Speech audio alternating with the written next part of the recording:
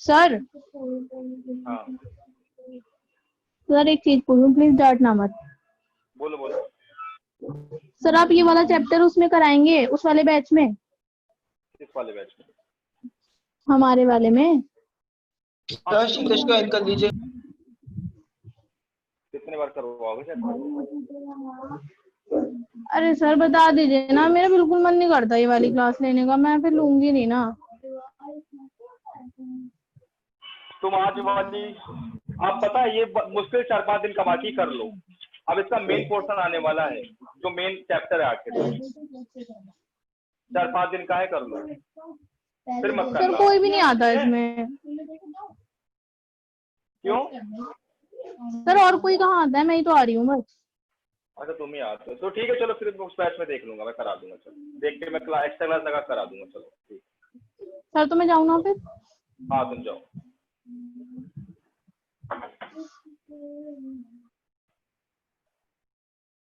चलो भाई, क्वेश्चन क्या दिया था मैंने, बोलो। क्वेश्चन क्या था कल?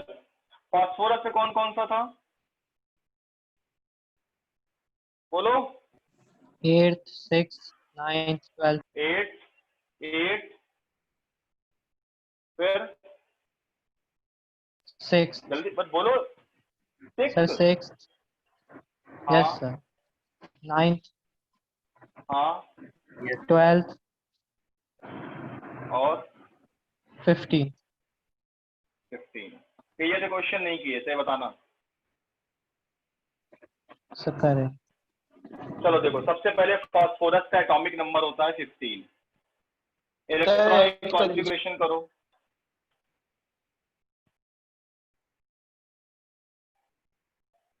1s2 2s2 2p6 3s2 3p3।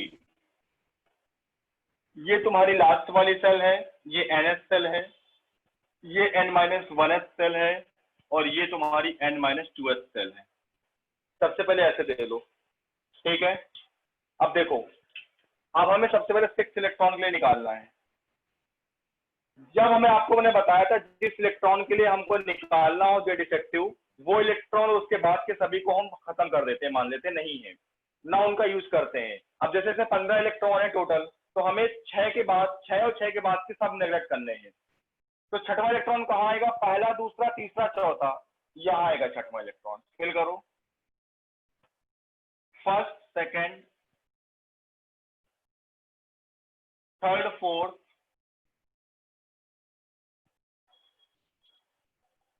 Fourth, fifth. अगला हम छठवां भरने जा रहे हैं, और ना वो भरेंगे ना उसके बाद के फिल करेंगे। ये तुम्हारी कौन सी सेल है बेटा? N-2, सॉरी N-1, ये N-2। सिग्मा बराबर N-1 के लिए सिग्मा की वैल्यू 0.85 होती है, इनटू कितने इलेक्ट्रॉन है? 1 2 3, प्लस N-2 के लिए सिग्मा की वैल्यू 1 होती है, इनटू नंबर ऑफ इलेक्ट्रॉन 2 है। कितना आ गया बेटा? 4.55 सिग्मा आ गया। तो जेड इफेक्टिव कितना आ जाएगा? 15 माइनस 4.55 कितना आएगा? 10.55। किसी को डाउट है बेटा? बताओ, एनी डाउट?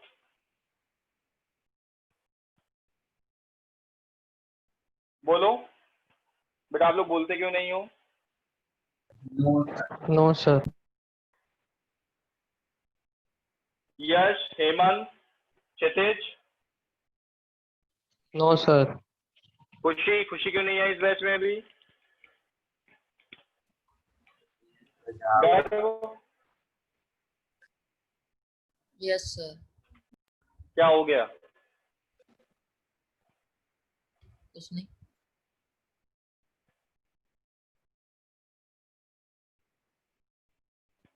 एक लोग ग्रुप पे मैसेज डाल दो, खुशी ज्वाइन क्लास इमीडिएटली। डाल दो, कोई भी एक लोग डाल दो आप में से। हेमंत डाल दो मैसेज, ग्रुप पे डालो।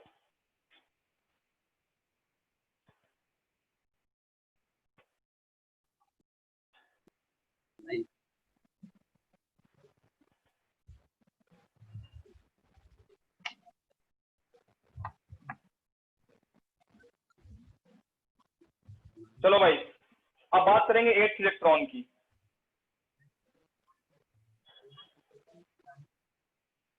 8th इलेक्ट्रॉन में क्या होगा? अब देखो 8 इलेक्ट्रॉन फिल करो, 1 2 3 4, अगला 8वां इलेक्ट्रॉन इसमें आएगा, 1 2 3 4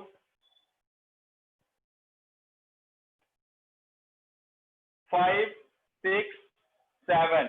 अब जब यहां फिल करेंगे तो 8th वाला इलेक्ट्रॉन फिल करेंगे। ये तुम्हारी कौन सी सेल है? n-1। और ये वाली कौन सी है? n-2। सबसे पहले सिग्मा निकालो, इसके लिए कितना आएगा? n-1 के लिए सिग्मा होता है 0.85 इंटू बेटा इलेक्ट्रॉन कितने हैं? 5, प्लस n-2 के लिए सिग्मा कितना होता है? 1 इंटू इलेक्ट्रॉन कितने बेटा? 2। कितना आएगा? 6.25 सिग्मा आ जाएगा। तो इसका इफेक्टिव न्यूक्लियर चार्ज कितना आएगा बेटा? z माइनस सिग्मा, z कितना होता है? 15 माइनस 6.25, तो आएगा 8.75। कोई डाउट है क्या? आप बताओ मुझे। अब तो डाउट नहीं है ना इसको निकालने में किसी को भी? सच सच बताना, बिल्कुल भी झूठ मत बोलना। कोई डाउट है अभी भी इसमें, इस कंसेप्ट में? बिल्कुल सच सच बताना,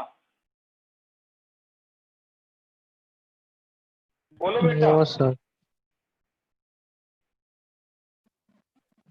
क्यों? No, क्षितिज, क्षितिज No, आ गया sir. समझ में? Yes, sir. अच्छा ठीक।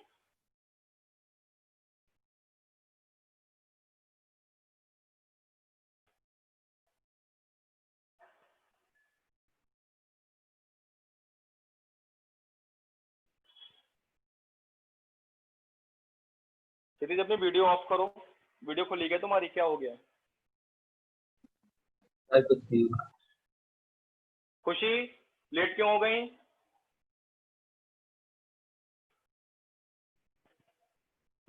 खुशी यस सर।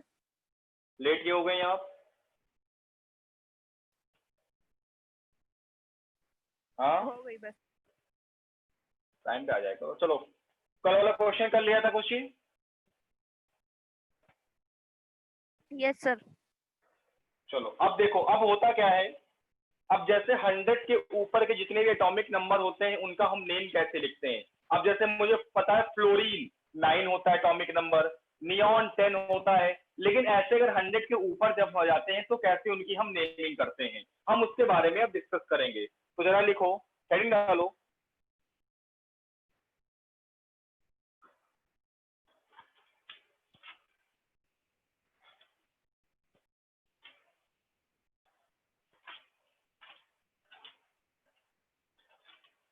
One second,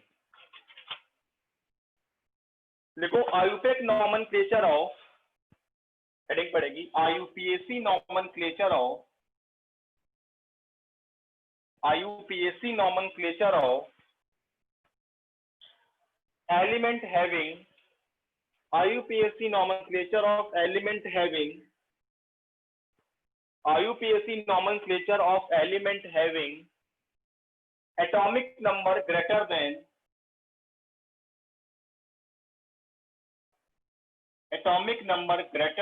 100। 100 से ज्यादा एटॉमिक नंबर के एलिमेंट का हम लोग IUPAC नेमिंग कैसे करते हैं वो देखो। सबसे पहले कंसेप्ट पे फोकस करो। तो देखो यहां पे लिखो बेटा नंबर, और यहां लिखो नेम। 1 को हम लिखते हैं अन, क्या लिखते हैं? 1 को लिखते हैं बेटा अन, 2 को लिखते हैं बाई, 3 को लिखते हैं ट्राई, 4 को लिखते हैं टेट्रा, 5 को लिखते हैं पेंटा, सॉरी क्या बोल रहा हूं, 4 को लिखते हैं क्वाड, टेट्रा लिखते हैं क्वाड लिखते हैं, ठीक है। 5 को लिखते हैं हम लोग पेंट,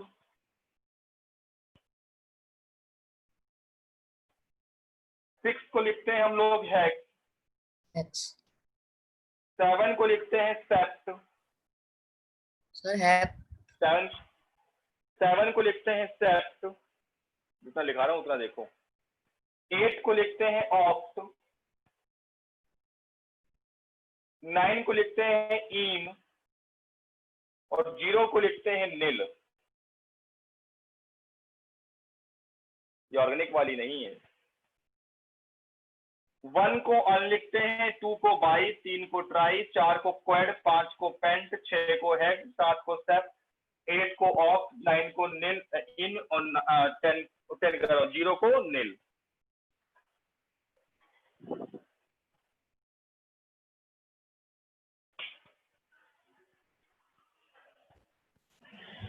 अब देखो, जैसे आपके पास आ गया, आपको एटॉमिक नंबर 101 का नेम लिखना है।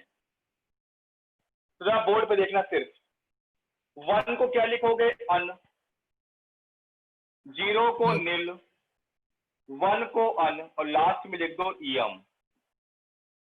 अन नील अन ईएम। अन से यू ले लो, नील से एन ले लो, फिर अन से यू ले लो। तो आपको जब पीरियोडिक टेबल देखोगे उसमें यू एन यू लिखा होगा।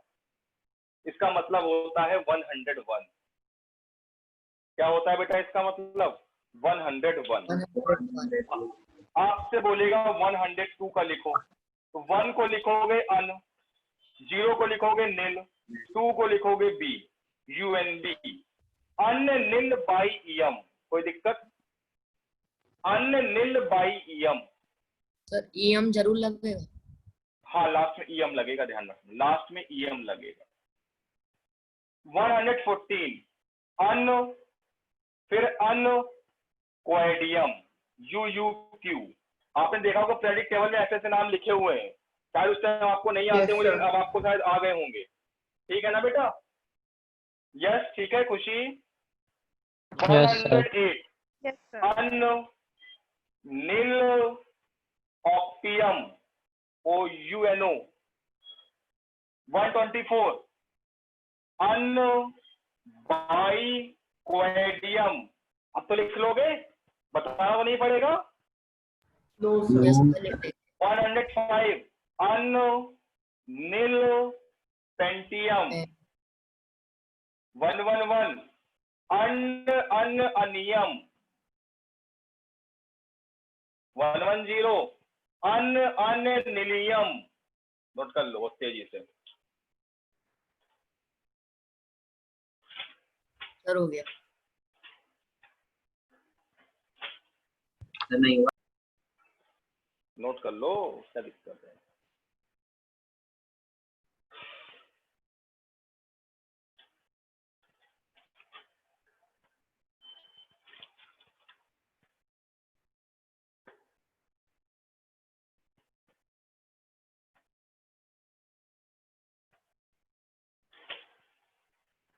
हेडिंग डालो। अब हमारा जो पार्ट खत्म हुआ है वो हुआ है क्लासिफिकेशन ऑफ एलिमेंट। अब जो चलेगा पीरियोडिक प्रॉपर्टी चलेगा। हेडिंग पड़ेगी पीरियोडिक प्रॉपर्टीज, सेकंड पार्ट इस चैप्टर का। Periodic properties.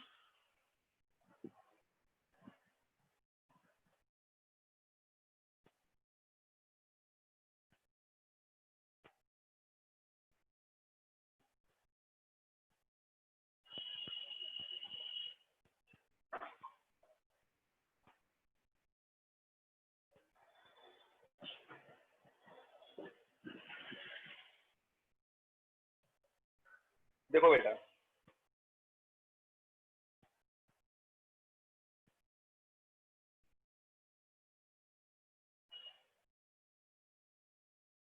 सर हेडिंग क्या पड़ेगी? Periodic properties and periodic trends. Heading पड़ेगी periodic properties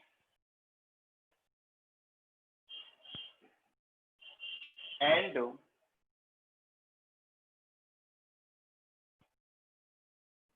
periodic trends. Periodic properties and periodic trends.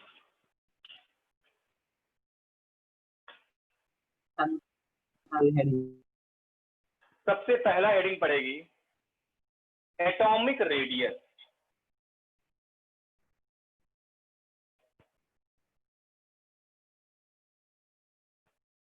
Atomic radius. सबसे पहले हेडिंग पड़ेगी एटॉमिक रेडियस। क्या होती है बेटा, सुनो, ये हमारा न्यूक्लियस है, ये हमारी इनर सेल, ये दूसरी सेल, ये लास्ट वाली सेल। न्यूक्लियस की लास्ट वाली सेल से जो डिस्टेंस होती है वो क्या कहलाती है, atomic radius.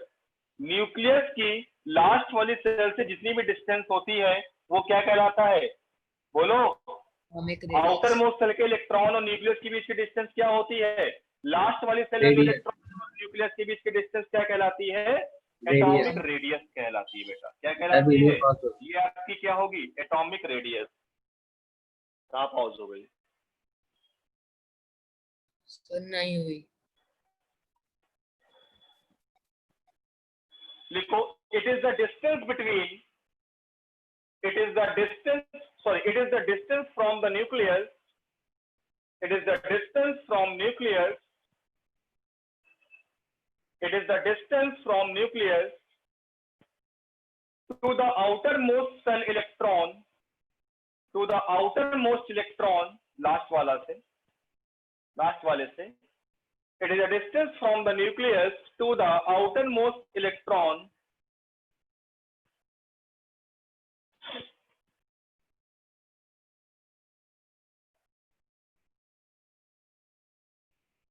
is known as atomic radius, is known as atomic radius।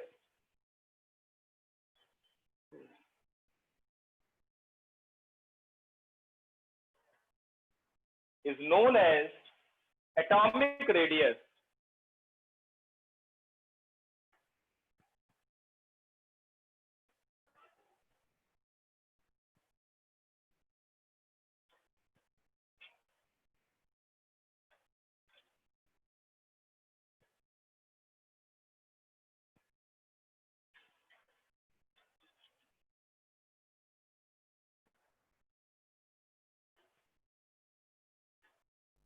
आपके बाद थी।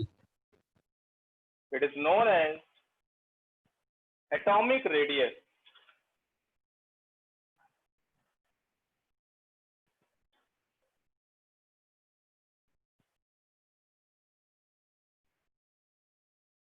चलो, अब बात आती है एटॉमिक रेडियस कितने टाइप्स की होती है बेटा, 4 टाइप की होती है, 4 टाइप्स की। कौन कौन सी, पहले कोई डाउट तो पूछ लेना बेटा। 4 टाइप की होती है। First one, covalent radius. दूसरा, वॉन्डर वॉल रेडियस। तीसरा, मेटेलिक रेडियस।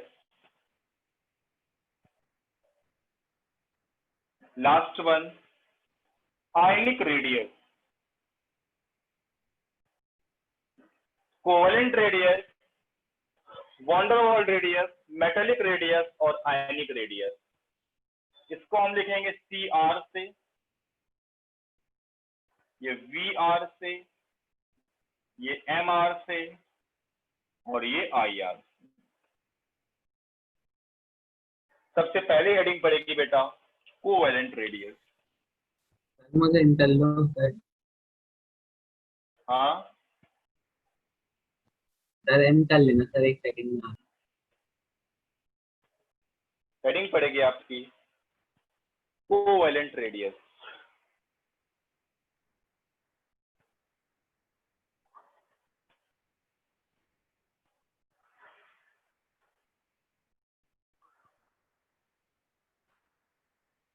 अब देखो कोवैलेंट रेडियस क्या होती है। देखो कोवैलेंट रेडियस क्या होती है, जो भी मॉलिक्यूल कोवैलेंट बॉन्ड बनाते हैं, कोवैलेंट बॉन्ड दो अलग अलग मॉलिक्यूल के बीच ही बनता है और दो सेम मॉलिक्यूल के बीच ही बनता है। जो अगर सेम मॉलिक्यूल के बीच बॉन्ड बनेगा कोवेलेंट बॉन्ड, उसको बोलेंगे होमोएटॉमिक बॉन्ड है वो, होमोएटॉमिक है वो, और डिफरेंट है तो हेटेरोएटॉमिक। इसके दो केस होंगे बेटा। सबसे पहला केस होगा, देखो केस फर्स्ट वन लिखो, if homonuclear diatomic molecule, if homonuclear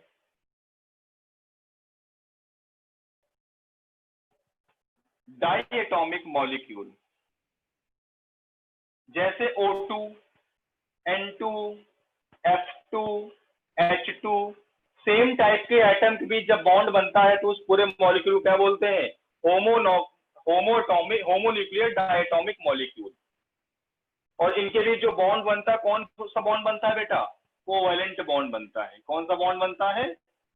covalent bond बनता है। कोवेलेंट बॉन्ड की बात डिस्कस करेंगे केमिकल बॉन्डिंग चैप्टर में डिटेल में। तो देखो बेटा, बॉन्ड बनता कब है? मान लिया एक एटम ए है, ये दूसरा एटम, इसका ये है न्यूक्लियस, ये न्यूक्लियस है इसका, और इस वाले का ये न्यूक्लियस है। इसका ये न्यूक्लियस है, इसका ये न्यूक्लियस है।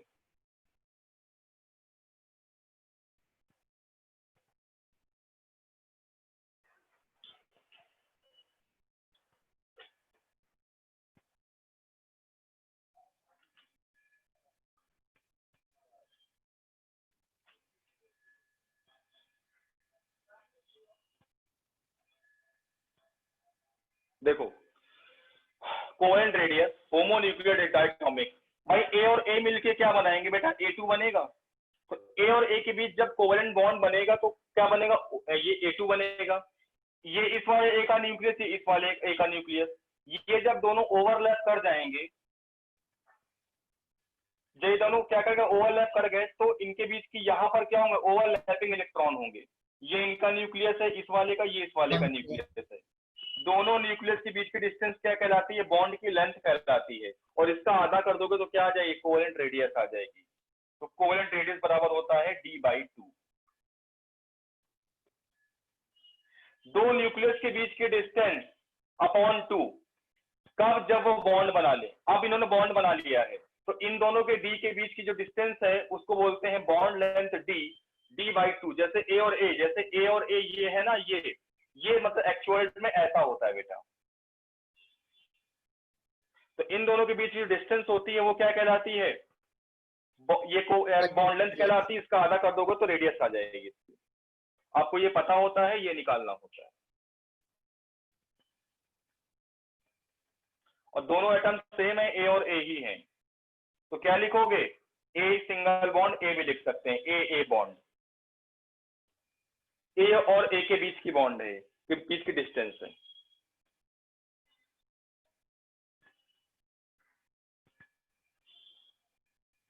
इसी में दूसरा नंबर, अगर दोनों एटम अलग अलग हो, अब ए और बी के बीच की बात होगी। जब दोनों एटम अलग अलग होंगे तो बेटा दोनों की इलेक्ट्रोनेगेटिविटी भी अलग अलग होगी। इलेक्ट्रोनेगेटिविटी जानते हो ना, आपने पढ़ रखा है 10th में, क्या होती है?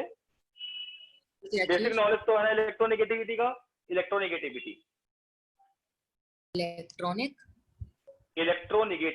इसका मतलब होता है इलेक्ट्रॉन खींचना।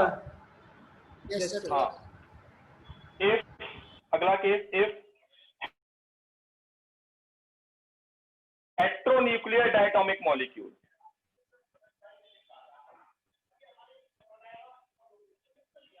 सर कोवेलेंट रेडियस के इक्वल्स टू में क्या लिखा है? d/2।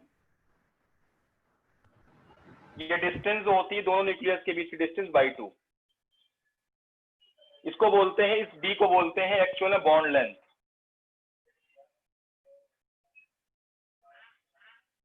ये होती है बॉन्ड लेंथ, ये बेटा ये ए और ए के बीच की यही होती है।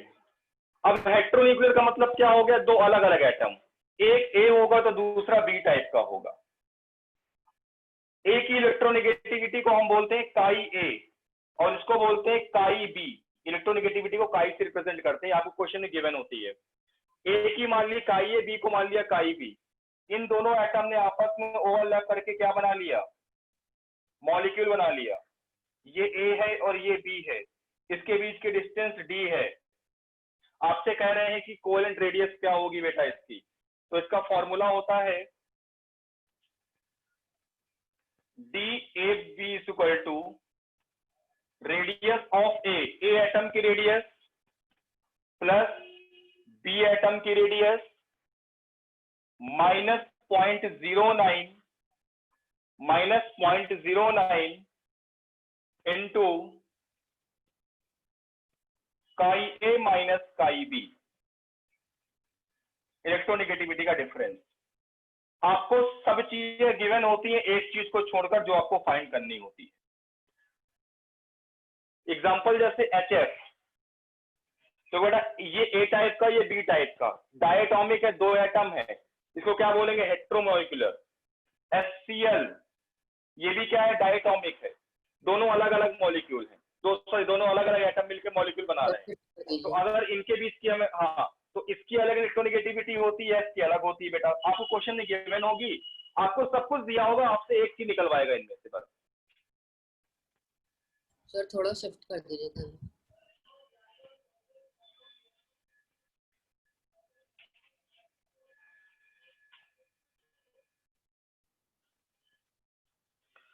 खुशी आ रहा समझ में?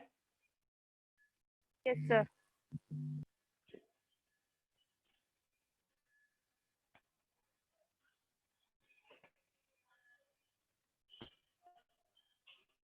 सर ये एक्स और एक्स बी क्या है?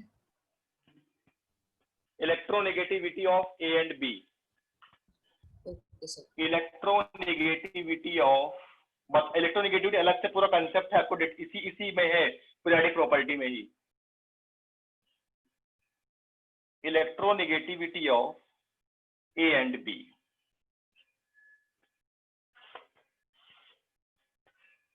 Electronegativity of A and B.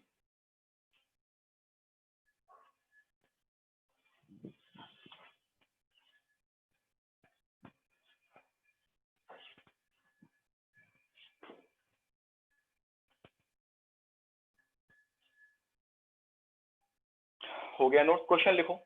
Example पहला,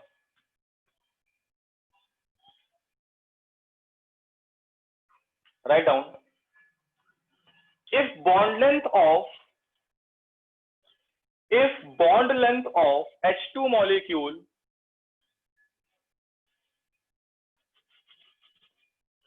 if bond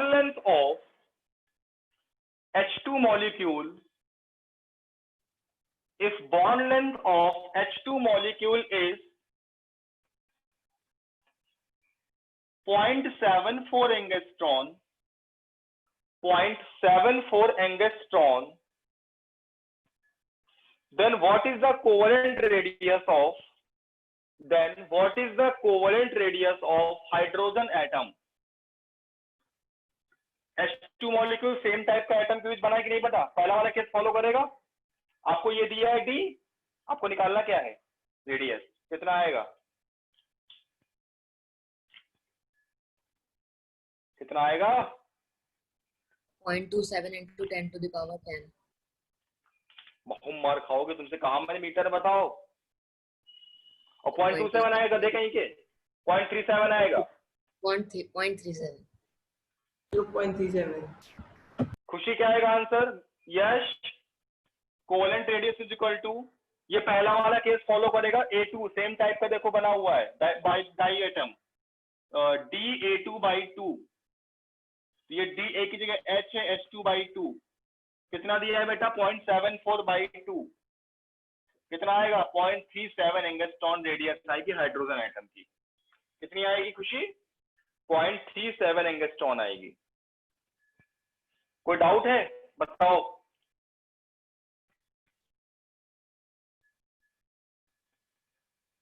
क्यों? No sir.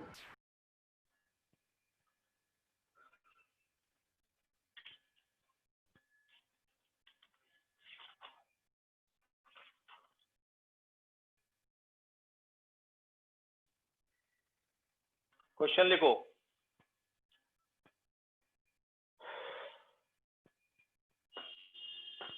Covalent radius of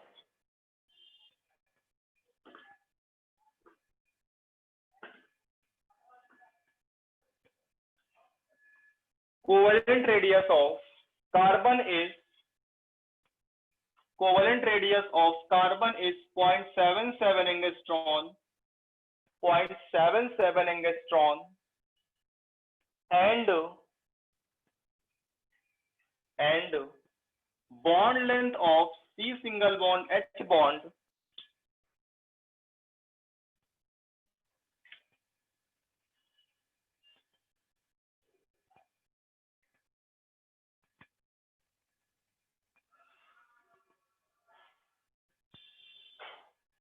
and bond length of CH bond is 1.14 angstrom.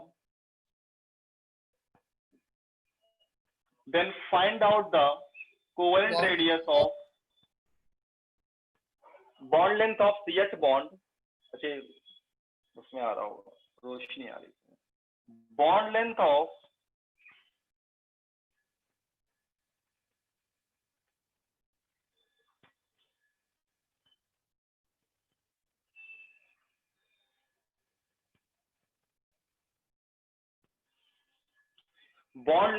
CH bond is 1.14 angstrom. Then find out the covalent radius of hydrogen atom. Then find out the covalent radius of hydrogen atom. अब आपको यहाँ पर given नहीं है carbon hydrogen की electronegativity, तो simple सा formula लगा दो.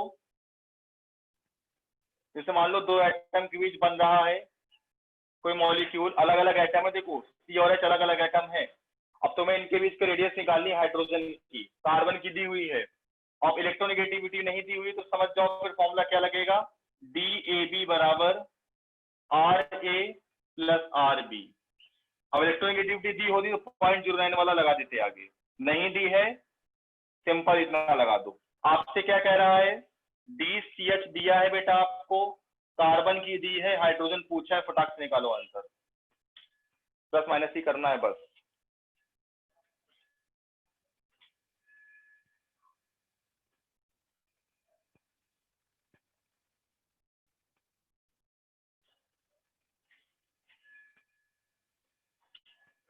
One 1.91 angstrom.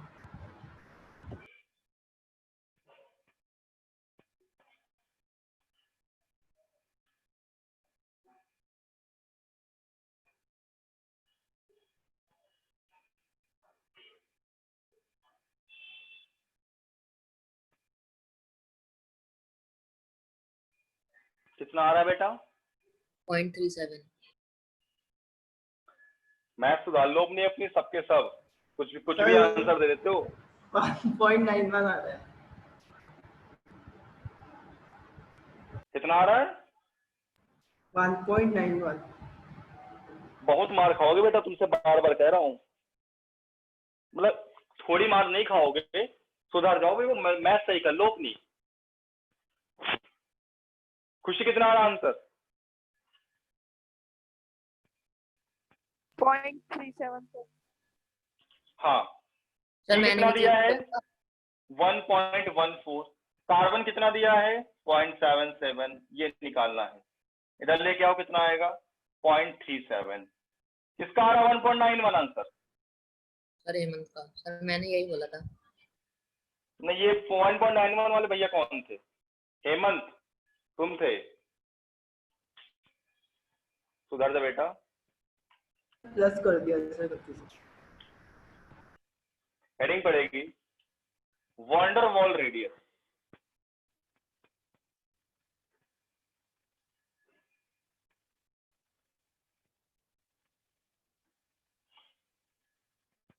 सबसे पहली बात, हम वंडरवॉल रेडियस को कब डिफाइन करेंगे, जब दो एटम आपस में बॉन्ड नहीं बना रहे होंगे, तब उनके न्यूक्लियस के बीच की जो डिस्टेंस लेंगे वो कहलाएगी वंडरवॉल रेडियस. कोवेलेंट में क्या था, जब दोनों एटम ओवरलैप कर रहे थे उसके बाद हम डिस्टेंस देख रहे थे उनकी और उसका हाफ कर रहे थे. वंडरवॉल रेडियस हम हमेशा डिफाइन करते हैं नोबल गैसेस के लिए. जितनी भी नोबल गैसेस होती है उनमें किसको डिफाइन करते हैं हम लोग, वॉन डेर वाल क्योंकि नोबल गैसेस कभी बॉन्ड नहीं बनाती, उसमें कोई एटम बॉन्ड नहीं क्या करता, नहीं बनाता। लिखो सबसे पहला नोट लिखो, इसमें नोट लिखो, it is defined only for, it is defined only for, it is defined only for non-bonded state। मतलब यहां पर दो एटम आपस में बॉन्ड नहीं बनाएंगे तभी इसको इस्तेमाल करेंगे, और अगर बना दिए तो फिर इसका यूज नहीं करेंगे, फिर हम कोवेलेंट की बात करेंगे। It is defined for non bonded state. Sir meeting and होने वाली है। हाँ हाँ,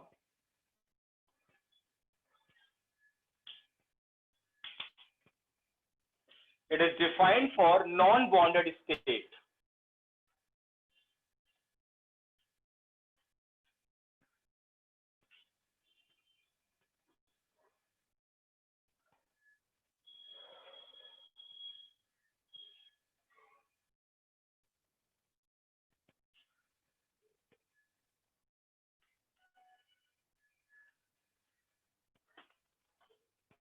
जल्दी से देखो एक बार, एटॉमिक रेडियस रिवाइज करो जो कराई मैंने अभी।